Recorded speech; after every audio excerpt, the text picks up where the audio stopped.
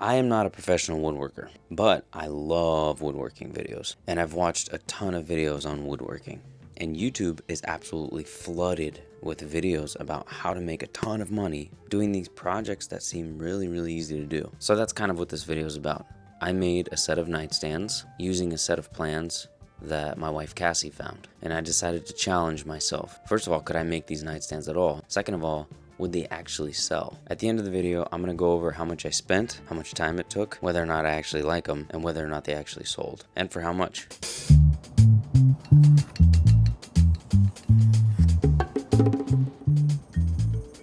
What I really wish I had was a really big square. That way I could use this as a straight edge and run my circular saw that way. So without a track saw, I attempted to cut the miters on the outside panels and the top panel with a circular saw set at a 45-degree angle. Going into it, I was pretty confident at first, and then I started seeing how the cut was not straight or accurate at all. So I almost turned all of this into firewood. And then I thought, well, I'll just fill the gaps with wood filler.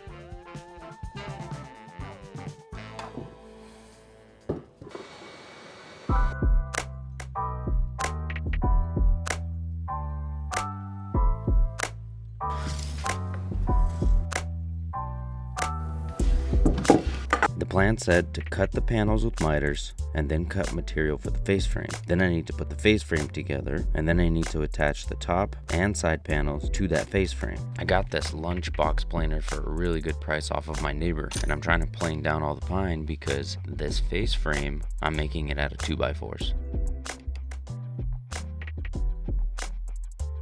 I have to say that this is a very humbling experience, because watching a video and reading some instructions is one thing. Attempting to do this as an amateur is a completely different thing altogether. I started at noon, it's been 4 hours, and I haven't even cut all of my material yet.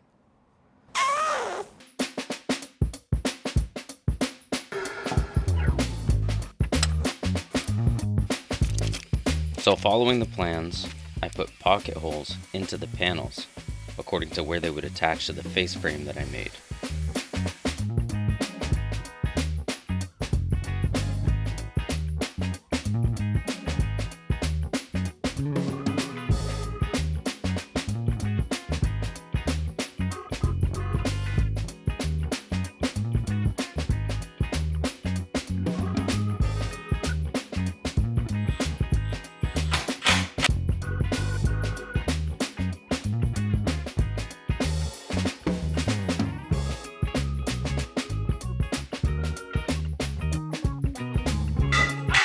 Maybe my subconscious was finally dusting off all the snippets of videos that it had remembered me watching on YouTube. All of the furniture builds, all of the videos talking about different techniques. I'm still an amateur, but I found myself taking what I was doing very seriously, being more meaningful, and actually wanting these nightstands to come out looking really good, and in a way that's different from the way that I usually build things, which is for the purpose of that thing having a purely utilitarian value. For example, like a shelf in my garage. I would build it just so that it would work well and support what I want to put on it. I don't usually really care what a shelf in the garage looks like, but these nightstands were different.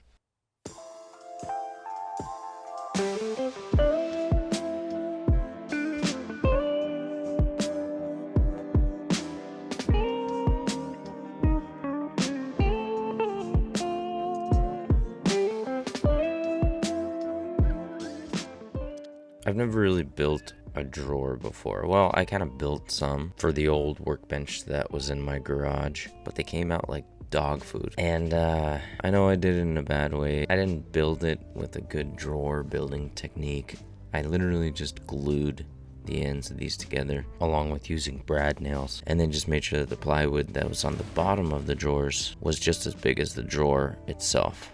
Does that make sense? I just figured if the plywood was on the bottom of the drawer, glued and brad nailed to the drawer, it would provide rigidity and keep the drawer straight. I don't regret it. They came out pretty good, and they were straight, and they worked really well. Maybe one day I'll learn that quarter technique or whatever it's called and start building drawers that way. Or maybe I'll just never make furniture for the rest of my life and never again make a drawer. I don't know.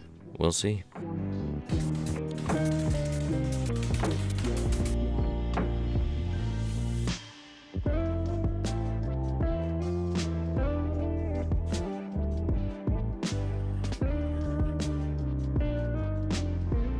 Now, a lot of the things I did in this video I've never done before. Never tried to build something this serious. So a lot of the things in this build, I kind of winged them because I had no idea what I was doing.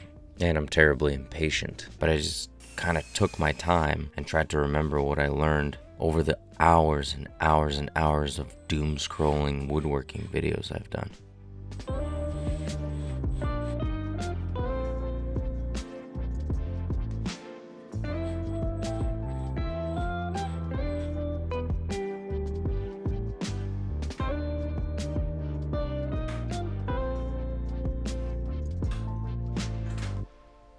And just like that, I had built my very first half-decent drawer. And it worked pretty good. And I was pretty proud of it.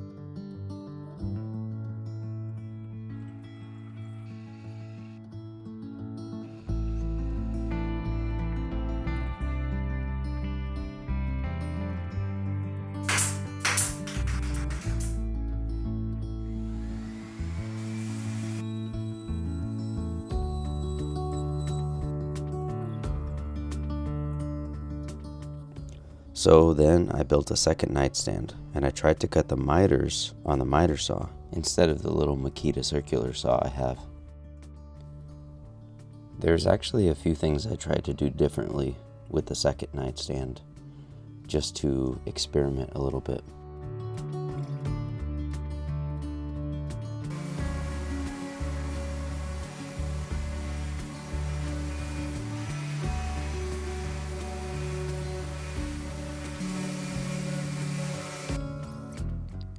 And it was about here where I realized how great it would have been to have a track saw, specifically for these miter types of cuts. But at the end of the day, that wood filler actually worked really good.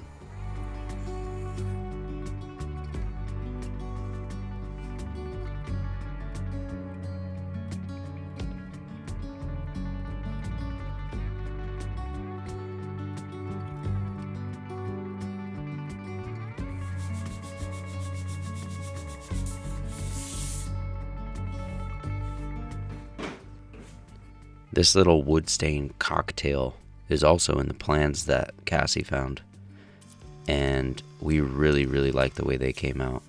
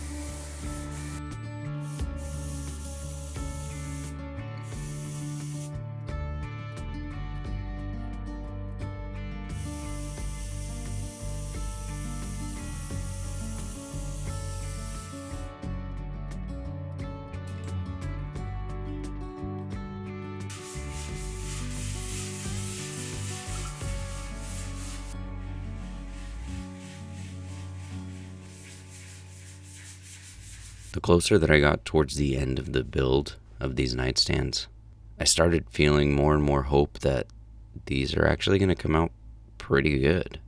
And I started kind of feeling like a woodworker because I was working and I was working with wood, and what I was doing was actually working.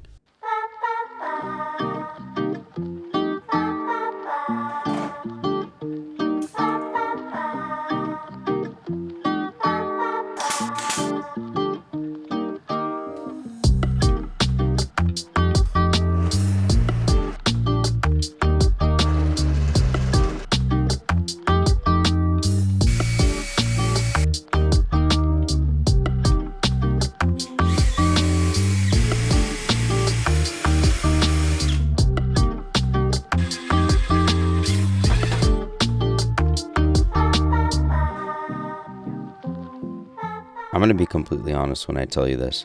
I'm really not trying to toot my own horn here too much, but these came out way better than I ever thought they would. I mean, for the very first project that's actually some kind of furniture, I truly feel proud, and I feel like I knocked it out of the park.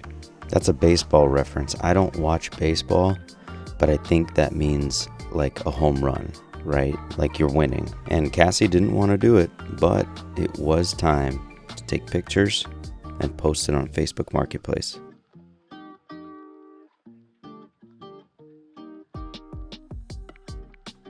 My husband's a carpenter too. Oh, really? Yeah, but he does like commercial buildings. Oh, yeah. That's the quality we pay for. I'm not a furniture carpenter. He's like, nope, that's good quality though. You need to just buy those. Yeah, they're really nice. I'm happy. Sweet. Yeah. Thank you so much. Yeah, thank you. I hope you enjoy them for many, many years. Yeah.